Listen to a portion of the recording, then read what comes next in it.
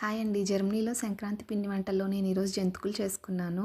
వీటిని మురుకులని కూడా అంటారు. నేను ఈ పిండి వంటలన్నింటికి ఇండియన్ షాప్‌లో దొరికే పౌడర్సే యూజ్ చేస్తున్నానండి. ముందుగా ఇలా పచ్చిమిరపకాయ రసం తీసి పెట్టుకోవాలి.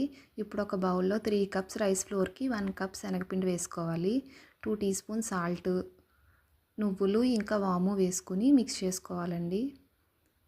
ఇప్పుడు ఇందులోనే బటర్ కూడా యాడ్ చేసుకొని బాగా రబ్ చేసుకోవాలండి. బటర్ వల్లే ఎక్స్ట్రా టేస్ట్ అండ్ క్రిస్పీనెస్ వస్తుంది.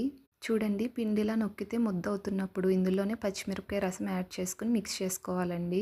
పచ్చిమిరపకాయ రసం వేసుకున్నాక తొందరగా మిక్స్ చేసుకోండి, లేదంటే చేతులు మండుతాయి. ఇప్పుడు కొద్ది కొద్దిగా వాటర్ కూడా యాడ్ చేసుకుంటూ పిండి ముద్దలా చేసుకోవాలండి. ఈ కన్సిస్టెన్సీ రావాలి. నేను ఈ 2 షేప్స్లోని చేసుకున్నానండి.